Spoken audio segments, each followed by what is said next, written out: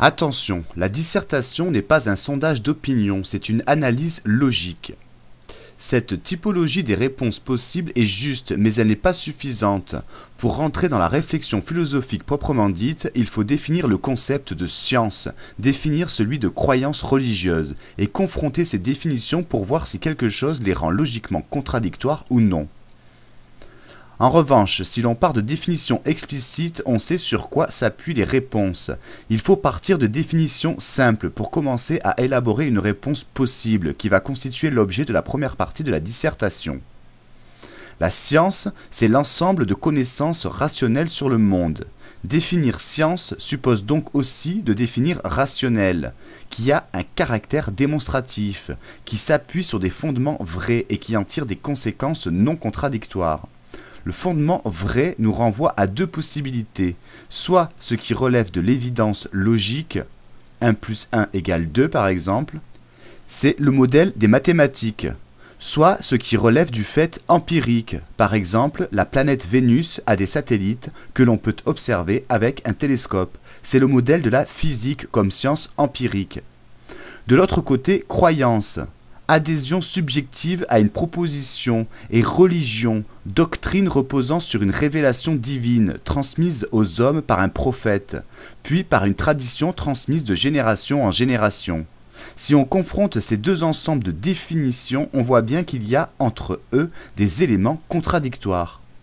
Sur la question du fondement de la vérité, raison et tradition s'opposent, la science se fonde sur des évidences, logiques ou empiriques, tandis que la religion repose sur une révélation qui a eu lieu dans un passé lointain, puis sur une tradition.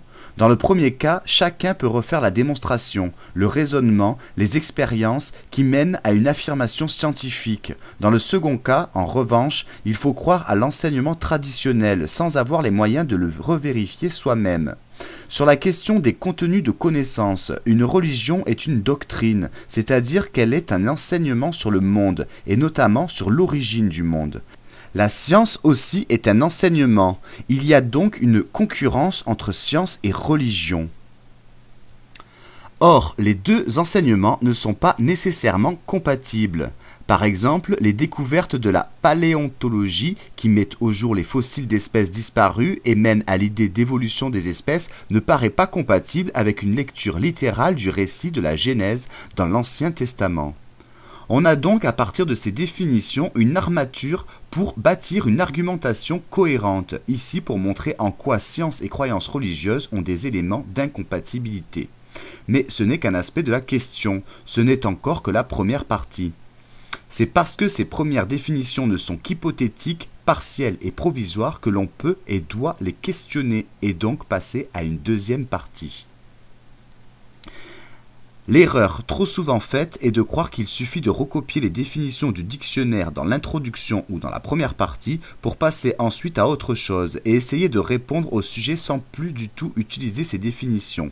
Si l'on pose des définitions, c'est d'une part pour les utiliser, d'autre part pour les questionner et voir s'il n'y en a pas d'autres possibles qui mènent à d'autres réponses possibles. On peut dire qu'une dissertation procède par hypothèses successives. Première partie, première hypothèse de réponse au sujet à partir d'une première définition des notions. Deuxième partie, deuxième hypothèse de réponse à partir d'une deuxième définition obtenue par remise en question de la première. Troisième partie, tentative de réponse à la question à partir d'une définition qui se veut plus complète, plus compréhensive des notions du sujet. Si science et religion sont purement incompatibles, comment se fait-il que certaines personnes, à commencer par la plupart des grands philosophes rationalistes au XVIIe siècle, soient à la fois scientifiques et croyants? C'est qu'il y a d'autres éléments dans les définitions de la science et de la religion qui les rendent compatibles. Par exemple, si on considère que la science est une description adéquate du réel qui vise à répondre à la question « Comment ça marche ?» La religion, c'est l'affirmation de l'existence de Dieu et un récit de l'origine du monde qui vise à répondre à la question « Pourquoi ?», c'est-à-dire à la question du sens de l'existence. D'après ces nouveaux éléments de définition, la science et la religion ne parlent pas de la même chose. Par exemple, la théorie du Big Bang décrit un scénario de l'origine de l'univers observable, induit à partir de phénomènes que l'on observe aujourd'hui. Mais l'idée de cette explosion originelle n'est pas incompatible avec l'idée qu'il y a un Dieu qui a créé le monde. Ainsi, si l'on considère que l'essentiel dans la religion est l'affirmation de l'existence de Dieu, tandis que le reste du texte religieux est sujet à des interprétations diverses et peut être considéré comme en partie métaphorique, alors la science apparaît seulement comme l'analyse humaine de l'œuvre de Dieu. La question n'est pas de savoir si vous adhérez ou non à cette réponse, d'ailleurs, en principe, vous n'y adhérez pas, puisque nous sommes encore au milieu du raisonnement, l'important est que vous ayez explicité la possibilité logique. Arrivé là, vous pouvez aborder la suite de la dissertation dans différents états d'esprit. Êtes-vous satisfait de la réponse à laquelle vous aboutissez? Si oui, vous êtes en droit d'arrêter, mais le correcteur risque de vous demander s'il n'y avait pas des objections possibles qui vous auraient permis d'aller plus loin. Sinon, il vous faut demander quelle définition permettrait de formuler une réponse qui vous convienne mieux. Le but est de parvenir à une définition plus unitaire, moins parcellaire, éventuellement moins caricaturale que les définitions essayées dans les parties précédentes. Non pas pour accomplir une prouesse logique, mais simplement pour parvenir à une réponse qui vous satisfasse intellectuellement, c'est-à-dire qui n'ait pas l'air d'un parti pris arbitraire, mais d'une réponse qui puisse satisfaire n'importe quel lecteur, ou lui permettre de se situer par rapport à votre réponse. Il ne s'agit pas de prétendre que vous avez apporté la réponse ultime au sujet et la définition ultime des concepts concernés, mais et c'est déjà bien, d'avoir accompli un certain parcours argumentatif qui rend les objections contre vous pas impossibles, mais un peu plus difficiles. Pour montrer dans une troisième partie que science et religion sont non seulement compatibles, mais même qu'elles sont complémentaires, on peut mettre l'accent sur d'autres aspects de leur définition. La science est une démarche de connaissance rationnelle du monde dont l'objectivité repose sur la mise entre parenthèses de tout jugement de valeur. La religion est un système de valeurs éthiques donnant des règles pour discerner le bien et le mal. Si l'on considère que l'essentiel dans la religion est d'enseigner un certain nombre de valeurs et que l'on considère réciproquement que la démarche scientifique suppose de ne pas juger ce qui est bien ou mal, mais de chercher à expliquer ce qui est tel qu'il est, par exemple un diagnostic médical n'a rien à voir avec un jugement moral sur une maladie. Alors, science et religion sont complémentaires, puisque la science cherche à expliquer ce qui est, tandis que la religion se demande ce qui devrait être pour guider nos actions. On notera bien que le cheminement suivi ici est un cheminement possible parmi beaucoup d'autres, qui dépendent des orientations idéologiques de chacun. On serait parfaitement libre de défendre l'idée que science et religion ne sont pas compatibles, que ce soit en adoptant une posture strictement religieuse ou strictement rationaliste. L'important n'est pas ce que vous cherchez à démontrer, mais la manière dont vous l'argumentez, en explicitant à chaque étape de votre raisonnement quelle définition de concept vous utilisez. Revenons à la religion. Définition préalable et caractéristique. Étymologie. On donne souvent une double provenance étymologique au terme de religion. Religio, en effet, viendrait du latin religare, qui veut dire relier. Et cela voudrait dire que la religion est avant tout un lien, non seulement un lien vertical qui rattache l'homme à la divinité, mais aussi un lien horizontal qui rassemble et fédère les êtres humains autour d'une même croyance. Religio, ensuite, pourrait venir, comme l'a indiqué Cicéron, du terme relegere, qui veut dire vouer un culte au Dieu, qui est d'ailleurs le contraire de negligere, qui a donné le mot négligent. Et ce terme latin veut dire prendre soin, vouer un culte, respecter, honorer les dieux par des rites. En bas latin, le verbe relegere aurait pris le même sens que le verbe colere, à savoir cultiver, rendre un culte, éprouver une ferveur. Définition. Faut-il dire la religion, et ne serait-il pas plus juste de parler des religions ? En effet, la religion se signale d'emblée par le fait qu'elle est à la fois un phénomène universel et pluriel. Il existe dès le départ de multiples formes de religion, aussi bien dans le temps que dans l'espace, mais le fait religieux est au début de l'humanité un phénomène universel. Anthropologues, archéologues et ethnologues confirment l'existence des manifestations de la vie religieuse sous une forme ou sous une autre dans toutes les sociétés dites primitives. L'homme est un animal religieux, cela s'entend en plusieurs sens possibles, mais ici cela veut dire que l'humanité s'est accouchée elle-même grâce à la structure culturelle religieuse. La religion, de plus, possède une dimension essentiellement sociale. Elle engage l'être ensemble d'un peuple donné autour d'un même Dieu. La religion est un lien, un faire-lien. On a déjà dit qu'elle était un lien de type vertical qui solidarisait la créature au créateur, mais qu'elle était aussi un lien horizontal qui unit un groupe d'êtres humains à une même croyance, en un être transcendant ou à une force mystérieuse et toute puissante. Ces éléments de présentation se retrouvent dans la définition du dictionnaire philosophique Lalande. La religion y est ainsi définie. Elle est une institution sociale caractéristique par l'existence d'une communauté d'individus unis d'abord par l'accomplissement de certains actes réguliers et par l'adoption de certaines formules, ensuite par une croyance en un absolu que cette communauté a pour objet de maintenir, enfin par la mise en rapport de l'individu avec une puissance spirituelle supérieure à l'homme, puissance conçue soit comme diffuse ou comme unique, c'est-à-dire Dieu. Cette définition reste, somme toute, assez proche de celle du sociologue Émile Durkheim, qui, dans son livre « Les formes élémentaires de la vie religieuse », a écrit « Une religion est un système solidaire de croyances et de pratiques relatives à des choses sacrées, c'est-à-dire séparées, interdites, croyances et pratiques qui unissent en une même communauté morale appelée Église tous ceux qui y adhèrent. » Certes, la religion s'ordonne autour d'une croyance, mais ce que nous devons ici retenir est surtout que la religion est aussi et surtout un phénomène social, objectif, positif, c'est-à-dire concret. Ce qui veut dire institué. Toute religion est nécessairement incarnée dans une institution concrète et elle fonctionne comme un ciment associatif pour un groupe d'êtres humains. Caractéristiques. En raison de ce qui a été dit, et malgré la difficulté d'avoir à faire des recoupements avec toutes les religions qui ont pu exister, nous pouvons caractériser le phénomène religieux par trois grands traits. La religion est essentiellement communautaire. La fonction d'une religion est de structurer, de souder, de rassembler un ensemble d'êtres humains par des pratiques et des croyances communes. Il ne saurait y avoir de religion personnelle ou de religion qui ne vaille que pour un seul. Dire de l'homme qu'il est un animal religieux, c'est dire la même chose que de dire qu'il est un animal social. La socialisation d'un être humain s'opère autant par l'observance de rites communs que par la participation à certaines croyances.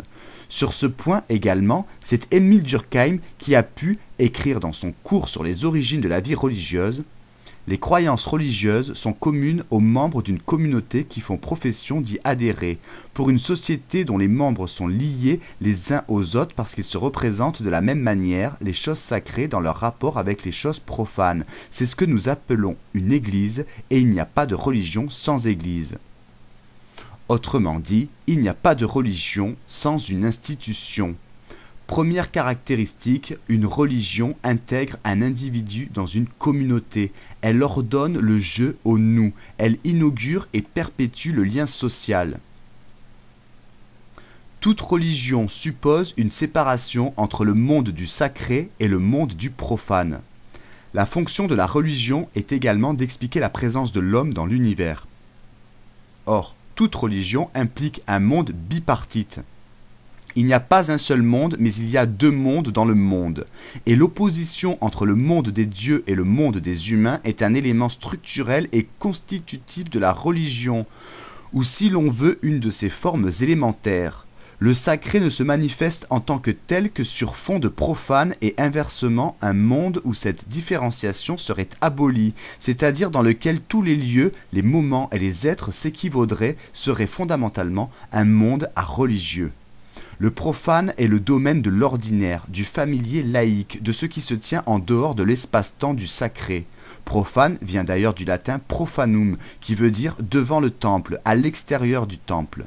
L'étymologie renvoie donc à l'extérieur du lieu consacré, par opposition à l'espace sacré qui, lui, appartient à un autre ordre, l'ordre préservé et réservé aux dieux, un ordre séparé et qui doit rester inviolable. Le sacré est alors une notion de base pour rendre compte du fait religieux. Il est une catégorie fondamentale pour indiquer ce qu'est la sensibilité religieuse.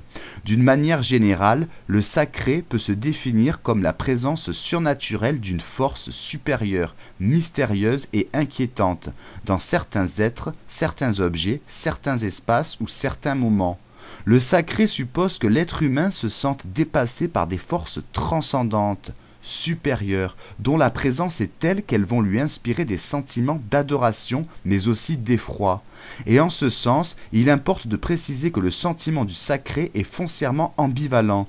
Il suscite aussi bien la fascination que la crainte. Il se présente comme une puissance admirable dont il faut essayer de se concilier la force bénéfique, mais aussi comme un interdit qu'il faut respecter avec crainte. Le théologien Rudolf Otto, dans son livre Le Sacré, a défini l'ambiguïté du sacré en affirmant qu'il était à la fois un mysterium tremendum et un mysterium fascinans, un mystère qui terrifie et un mystère qui fascine. De même, au sujet du sacré, l'écrivain Roger Caillois, dans L'homme et le sacré, a écrit « Le domaine du profane se présente comme celui de l'usage commun, celui des gestes qui ne nécessitent aucune précaution et qui se tiennent dans la marge souvent étroite laissée à l'homme pour exercer sans contrainte son activité. Le monde du sacré, au contraire, apparaît comme celui du dangereux et du défendu. L'individu ne peut s'en approcher sans mettre en branle des forces dont il n'est pas le maître et devant lesquelles sa faiblesse se sent désarmée. » Deuxième caractéristique, il n'y a pas de religion sans qu'il n'y ait une structure clivée entre monde des dieux et monde profane. Toute religion, enfin, se décline comme un système de moralisation. La religion légifère sur les mœurs d'un groupe d'êtres humains et soumet ce groupe à une pratique définie d'injonctions et d'interdits. Il ne faut surtout pas penser que la religion serait seulement une représentation explicative du monde. Elle est aussi normative, ce qui veut dire qu'elle prescrit ce qu'il faut faire et ce qu'il ne faut pas faire. Une religion définit le vrai, mais elle définit aussi le bien. Il n'y a pas de religion qui puisse exister sans tabou, ce qui veut dire également sans renoncement et sans sacrifice. Nous avons d'ailleurs vu que la séparation entre domaine sacré et domaine profane suppose précisément un système d'interdits. L'interdit religieux, notamment l'interdit de l'inceste et l'interdit du parricide, sépare alors l'homme de l'animal, différencie la nature de la culture et structure l'éthos social. Historiquement, il est possible de donner à la loi, et donc à la différenciation entre licite et interdit, une provenance religieuse. Nous verrons tout ça plus tard lorsque nous traiterons la leçon sur le droit.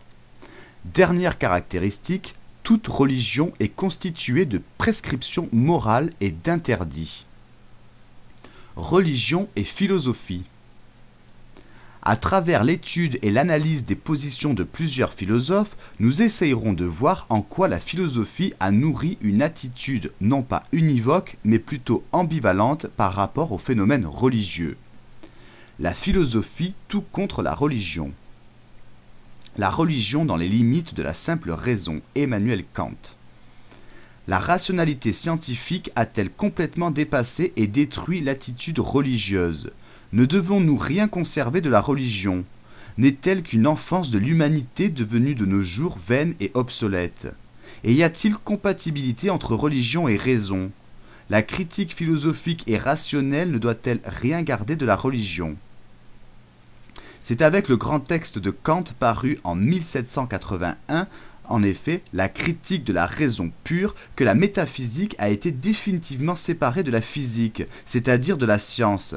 À partir de Kant, on sait de manière irréversible que les entités métaphysiques, comme Dieu ou l'immortalité de l'âme, ne peuvent plus être l'objet d'une démonstration rationnelle rigoureuse et surtout d'une vérification expérimentale. L'idée d'un Dieu fondé en raison n'est plus pour nous, modernes, possible et tenable. De plus, l'idée de Dieu n'est pas vraie parce qu'elle n'est pas objectivement prouvable. L'objet même des croyances religieuses ne peut plus être scientifiquement prouvé. Pourtant, Emmanuel Kant nous dit que l'attitude conséquente n'est pas l'athéisme, mais l'agnosticisme. De plus, dans sa seconde grande critique, la critique de la raison pratique parue en 1788, Kant soutient qu'il peut y avoir des raisons de postuler l'existence de Dieu. Dieu ne saurait être une thèse absolue, par contre, il peut être une hypothèse parfaitement envisageable. Dans ces conditions, que devons-nous faire de la religion? La garder ou la détruire? Comment doit se positionner la philosophie rationnelle? Pour Kant, il serait dangereux de détruire toute religion. Il y a en effet en elle un fond moral et rationnel qui peut être utile à l'humanité. Par contre, il existe des éléments non rationnels dans les religions dont il importerait de se débarrasser. Il faut même envisager de détruire tout ce qui, dans une religion, est contraire à la morale universelle. Il n'y a rien à rejeter, bien au contraire, des lois édictées par la religion si ces lois sont reconnues par la conscience de tout homme. Prenons l'exemple de la loi « Tu ne tueras point », qui pour les monothéistes occidentaux est une loi dont l'origine est religieuse. Nous voyons bien que cette loi est rationnellement recevable. Il y aurait alors tout intérêt, selon Kant, à ce que les structures religieuses fassent respecter cette loi. Et cela d'autant plus que l'homme est faible, qu'il est fait d'un bois courbe. Ce qui veut dire ici qu'on voit bien que les êtres humains ne respectent pas forcément les lois qu'ils voient pourtant être bonnes et utiles. La morale à l'état pur ne suffit pas, en appeler à la conscience et à la philosophie ne suffit pas, il est indispensable que certaines institutions viennent rappeler l'homme à ses devoirs. En somme, la religion est de la morale, mais dans le domaine pratique. Elle présente l'avantage de renforcer l'idée de devoir par toute la force de l'autorité divine. Elle transpose les lois en commandements de Dieu. Toutefois, la religion positive ne doit pas aller à l'encontre de la religion naturelle. La religion naturelle est la religion universelle, accessible au cœur de tout homme, en dehors de toutes les différences qui risquent de séparer les diverses religions instituées et concrètes. Pour Kant, la religion naturelle est celle qui se laisse ramener aux préceptes de la morale rationnelle. La religion n'est acceptable que pour autant qu'elle n'outrepasse pas les règles de la conscience rationnelle humaine. Donc, en bon continuateur du combat des philosophes des Lumières, Kant affirme qu'il est nécessaire que la religion mette un terme aux excès irrationnels, comme par exemple la superstition, le fétichisme, l'hypocrisie de culte formaliste. Il est toujours nécessaire de continuer le combat de Spinoza, de Bayle, de Voltaire contre le fanatisme, la haine partisane et aveugle, l'intolérance, l'immortalité déguisée. Kant affirme que la conscience de tout être humain a toujours toute autorité pour apprécier, accepter ou refuser les lois religieuses. Aucune religion ne peut imposer sa loi contre la voix intime de la conscience, et une religion qui ordonnerait de faire le mal ne saurait être acceptée. Source de toute vraie moralité, critère du bien et du mal, chaque conscience rationnelle humaine étant sur le domaine religieux une souveraine juridiction. Ainsi, pour Kant, la religion peut avoir une dimension morale utile. Toutefois, il importe d'être critique, c'est-à-dire de faire la part des choses. Il faut rejeter la mauvaise part et ne garder que la part rationnellement utile. Les deux sources de la morale et de la religion, Henri Bergson. Dans son livre « Les deux sources de la morale et de la religion », Henri Bergson explique le phénomène religieux mais aussi en souligne la positivité et la fécondité. Pour cela, il distingue deux niveaux, celui de la religion statique et celui de la religion dynamique. La religion statique, que Bergson appelle également religion horizontale ou religion close, possède pour lui une fonction essentiellement sociale et pratique. En effet, elle est pour lui une sorte d'instinct qui protège l'ensemble de la société du risque que lui fait encourir la tendance de chacun des sociétaires à l'individualisme. Pour qu'une société soit viable, il faut, selon Bergson, que son organisation soit ordonnée, ce qui implique coordination, réglementation et subordination des éléments à la totalité. Pour certaines sociétés animales, comme par exemple la fourmilière ou la ruche des abeilles, la nature a d'elle-même fourni, grâce à l'instinct, un ordre social. Pour les sociétés humaines, la religion va tenir lieu d'instinct social. En effet, toujours pour Bergson, l'intelligence abstraite et spéculative de l'homme risque de se retourner contre la vie, ou plutôt contre l'intelligence de la vie. L'intelligence humaine est, selon Bergson, un pouvoir d'analyse, d'abstraction et de médiation. Ainsi, l'intelligence mathématique dissèque, sépare, décompose, et à cause de cela, elle risque de nous éloigner de la vie. La religion rassemble, alors qu'au contraire, l'intelligence abstraite sépare. La religion nous solidarise avec la communauté des autres êtres humains, aussi bien qu'avec l'élan vital dans son projet. Bergson a écrit sur ce point que la religion est ce qui doit combler chez les êtres doués de réflexion un déficit éventuel d'attachement à la vie.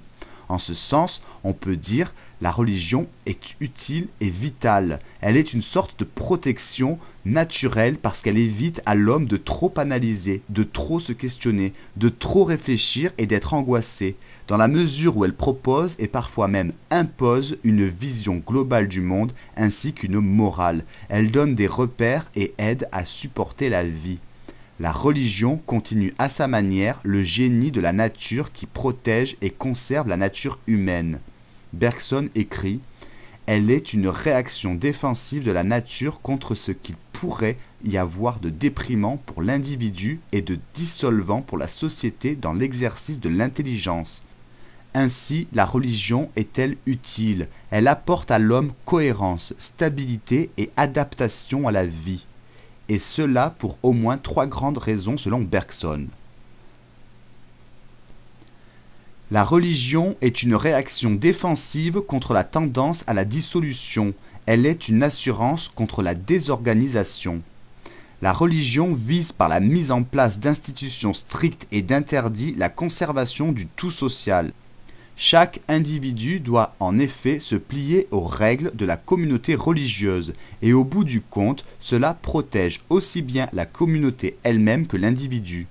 Ainsi, tel ou tel tabou religieux peut-il paraître irrationnel et arbitraire du point de vue de l'individu, parce que, bien souvent, le tabou ne fait que dire l'interdit sans s'adresser à l'intelligence ou la réflexion. Mais pour Bergson, il faut chercher plus loin. On voit alors qu'il peut y avoir une rationalité implicite du tabou, qu'il fonctionne souvent comme une mesure hygiénique, propre à protéger à la fois la société et l'espèce. Par exemple, le tabou de l'inceste, bénéficiant de toute la force de l'interdit religieux, fonctionne aussi comme une préservation de la santé de l'espèce et des risques afférents à la consanguinité. La religion est ensuite une protection contre l'angoisse et la dépression. Bergson écrit de la religion qu'elle est une réaction défensive de la nature contre la représentation par l'intelligence de l'inévitabilité de la mort. Alors qu'une trop grande intelligence de la mort risquerait de faire sombrer l'homme dans le désespoir, la religion au contraire le protège par ses superstitions, ses fausses explications, ses mythes ou ses dogmes. Elle neutralise et supprime l'angoisse d'avoir à mourir.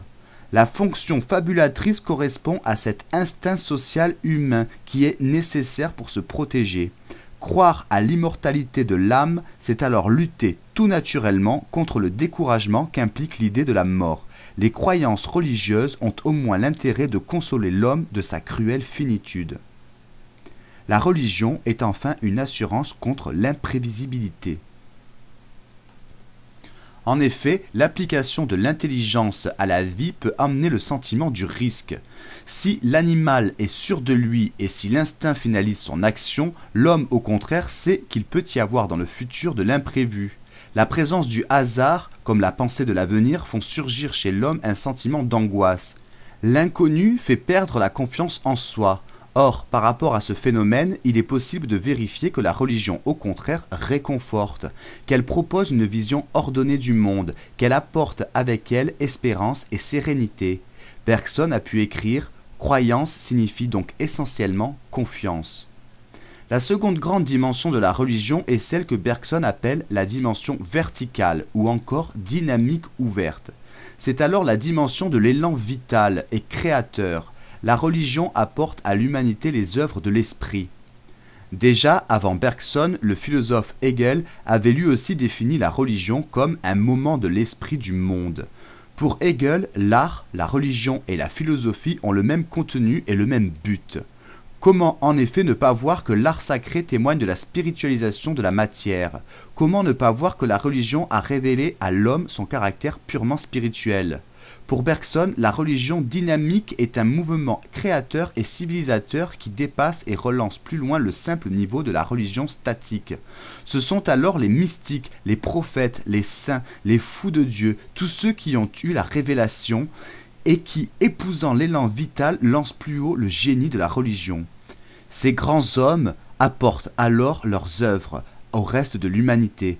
Bergson dit alors de la religion qu'elle est comme la cristallisation opérée par un refroidissement savant de ce que le mysticisme vint déposer brûlant dans l'âme de l'humanité.